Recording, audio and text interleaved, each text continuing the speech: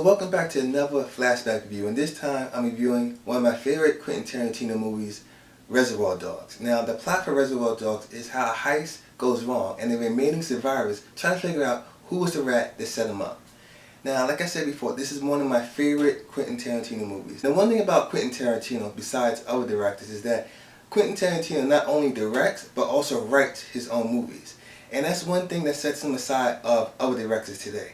Now, the opening scene in this movie just gets you. From what they talk about with Madonna's song, Like a Virgin for the First Time, and the way he explains it, why it was named, why it's entitled Like a Virgin, which makes sense. And the fact that the tipping part, I mean, when Quentin Tarantino writes, it's not dialogue just for the movie, it's dialogue that actually makes sense in real life. And that's why I think Quentin Tarantino is one of the most talented directors out there working today still, and back in the past as well, because the dialogue is so true and so realistic that it's not something that, oh, that can only happen in the movie. No, it happens in real life too. Reservoir Dogs is one of my favorite opening scenes for a Quentin Tarantino movie because the dialogue is so perfectly written. Now, this movie stars Michael Madsen, Tim Roth, Harvey Keitel, Chris Penn, and Quentin Tarantino on a side note. But this is like an ensemble cast where everybody gets their time to shine. The whole cast was excellent, especially Harvey Keitel, Steve Buscemi, and even Michael Madsen to an extent where if you don't play Stuck in the Middle with you, he should be okay. And for the most part, Reservoir Dogs is set in one particular setting.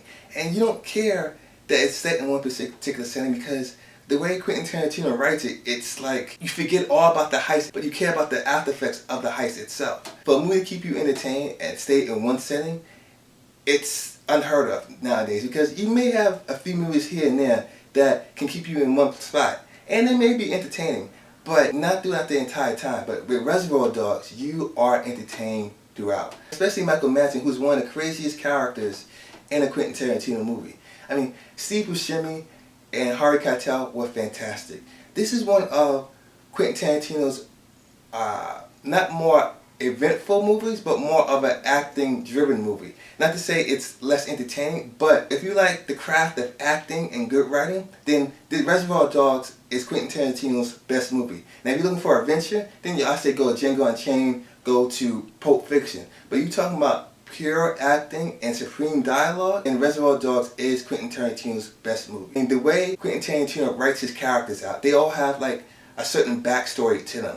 From Tim Roth to Harvey Keitel to Michael Madsen to even to Chris Penn, they all have well-written backstories that help you, not to say you care about them, but you understand who they are, and you definitely get a sense of what these characters are about. Now, even though Pulp Fiction, Inglourious Basterds, Django Unchained are all great movies, I think Reservoir Dogs is a little bit more rewatchable in those movies, in my opinion. I mean, those are great movies, but whenever Reservoir Dogs comes on TV, I watch it no matter what part of the movie it's in.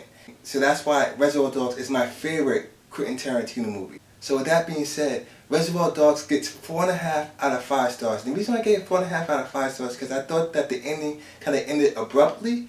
But other than that, this movie is perfect. Comment below and let me know what's your favorite opening scene to a Quentin Tarantino movie. As always, guys, please rate, comment, and subscribe. And until next time, Rue Nation.